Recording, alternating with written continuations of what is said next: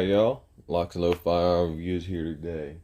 Alright, guys. So I'm going to do a video I've been having a lot of people ask me, and that is, LocsNLoad, what is my comms setup for my plate carrier? They see me in the formations, and they see me running comms with a headset, with the Baofeng and all that, and they ask me how I got it set up. So I'm going to do this quick video and show you guys how I run my communication setup. So first thing I have is my headset. This is an amplified headset. It's not the actual Peltors, but it's a Swedish company that makes these. There's like a Peltor knockoff. There is an amplified headset and also noise canceling, so you can actually take this to the range, which I've done, do live gunfire with it, and it will protect your ears from all the loud sounds. I also like how they have these gel cups here that make it really comfortable to wear on your ears all day. And the noise is amplified, really good sound, like a bug, like no bullshit, flew past my head in the woods, and that shit sounded like a plane. It was like no, Loki, it was pretty amazing. I was like, damn. So yeah, the sound on these is really amazing. You can hear water falling off the leaves. You can hear the bugs and little critters in the grass. It sounds like the world is alive with these headphones on. And they're less than $200 on Amazon, so it's a good budget option if you can't afford like the Peltors or the OpsCore. That'd be like $600 and more. Up here I have the Feral Concepts comms pad. That's a little bit of cushion, and it allows you to, when you're done, let's say you're not running your headset with the comms, you can take this, stuff it in there, and feed it through. So it takes all these wires and gets them out of the way. You can just stuff it in back there. So you can use your headset and the wires are really out of the way. So that is my headset, and works well. Like it comes with the big fat plug for your push to talk, which plugs into here. All right. So my actual comms, what I use to communicate to people, is this right here. It's a Baofeng UV5R. You get this on Amazon, and I made sure, went ahead and got the whip antenna. I think it's like 16-inch one. I didn't want to get like a 42-inch one to be like super stupid long. I just needed like a little extended antenna that I can fold down and do like this, because I have it up front and then it sticks up really far if I have it all the way extended. So I put it in my pouch, which is from Feral Concepts, the Feral Concepts Wingman. Show you guys. This is the Feral Concepts Wingman. It's got a little Velcro, so Velcro's onto the Feral Concepts Slickster, or whatever Velcro placard fronting your plate carrier has, and then the cummerbund goes over it, so it keeps it nice and tight to the body. It's got loops on here, so if you want to keep like one of the little retainer clips, something like one of these, you can put that through the loops over here on this and keep your radio inside the pouch. But with it being so tight to my body, I never really had a problem with it falling out or moving, so I don't have that there, but I can if I wanted to. And so I have it in the pouch in there, and within the pouch I folded it down to where I found a good level for it to be out, but it's not going to interfere with all my putting the weapon in my shoulder or moving around or sticking out too far. And like I said, the whip antenna is from Amazon. You get them for like less than $20. They work really well though, I'll give it that. So I do recommend, if you're going to get a Baofeng, do get a longer antenna, just for, reasons. And then to actually communicate to my push to talk, well, actually before I get that far, as you see, I had it up front. So like I was saying, in the first Louisville, I had, actually no, scratch that. The second Louisville, first Louisville, I didn't have any comms. The second trip to Louisville, I had my comms set up just like this, and it worked fine. All right, so when we went to Lafayette this past weekend, I had my communication switched up. I had my Baofeng. Take this off. Yeah. I want you guys to see what frequency I'm on. Let me take this off real quick. Make sure I turn off the radio so y'all don't know what we broadcasting on.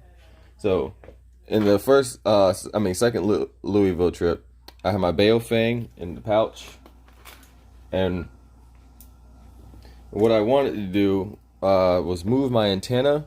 I had it extended out. I'm not gonna cut the tape, but I had it extended out, and I wanted it on the back. And I'm gonna put up pictures of this so you guys can see. And I wanted it on the back, out of the way more so it would come through this hole, and then it'd be at the bottom down here. And I had this relocation cable so that I could put this here, and then actually, flip it. This part went into this, the end of the antenna in the back, and this was here in the Baofeng. So that way I could relocate my antenna to a different place, quote unquote relocation cable. So that's how I had it in Lafayette. It was fine, worked fine. Didn't have too many issues.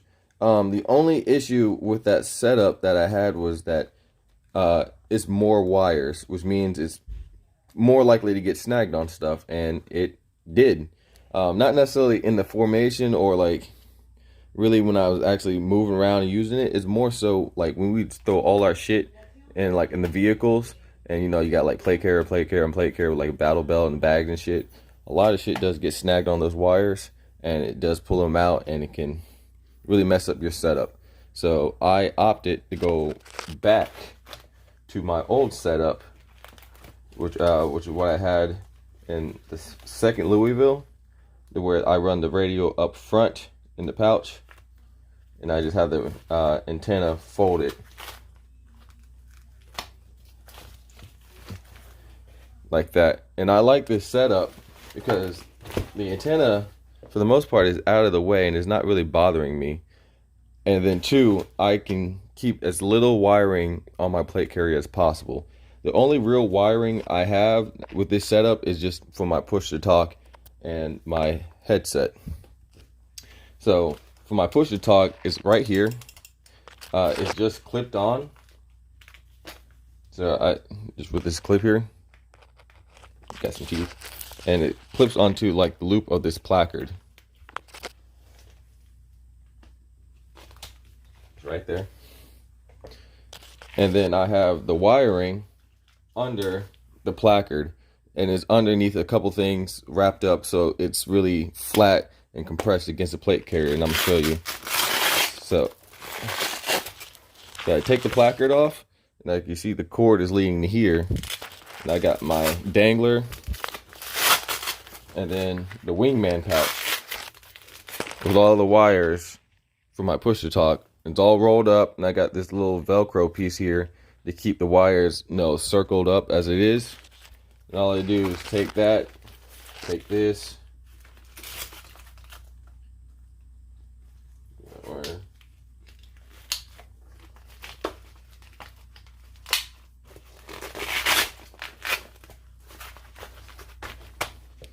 just like that, and now my push to talk wires are completely covered. This little bit of wiring right here is the only thing sticking out. And then when I put on my headset, let's get this wired through again. When I put my headset, it's up here, and see if I can bring this down so I can show you.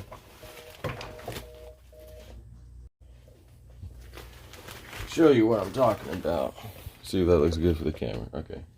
So I have these Feral Concept God, I forgot what they're called. They're like cable management little Velcro straps. Got them on here really mainly for the water hydration, but I can, when I put the headset on, slip this through the loops here, down through this loop,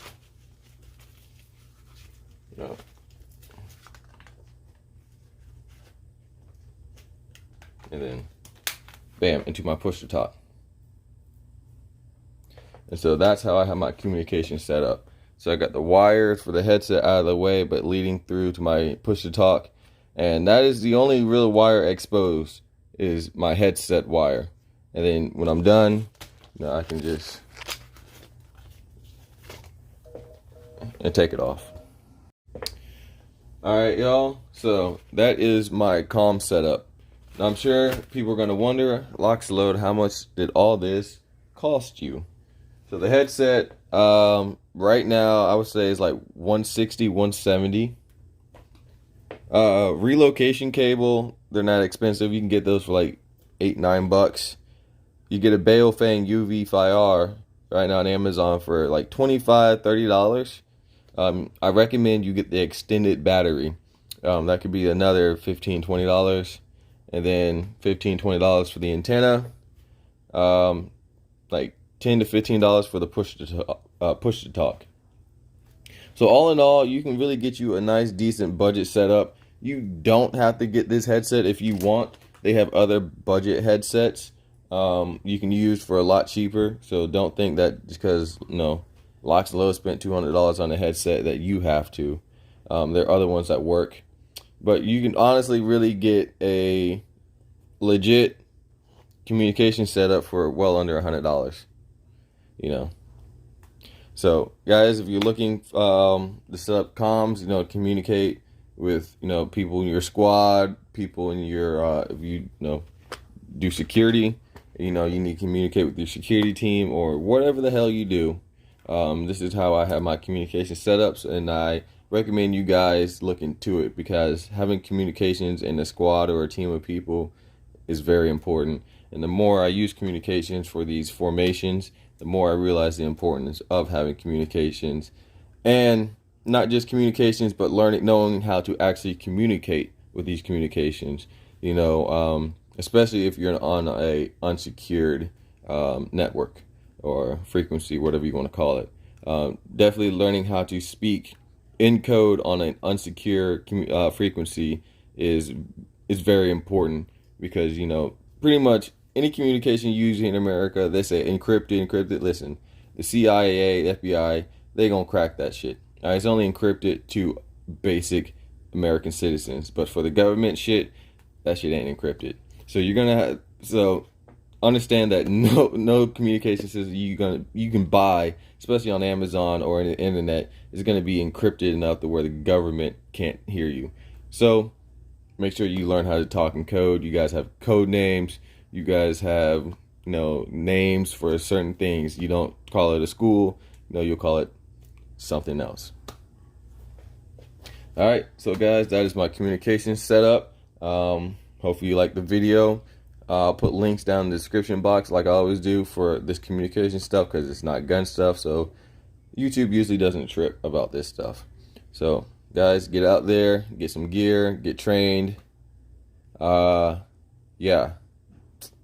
LocsNLoad out. Waganda.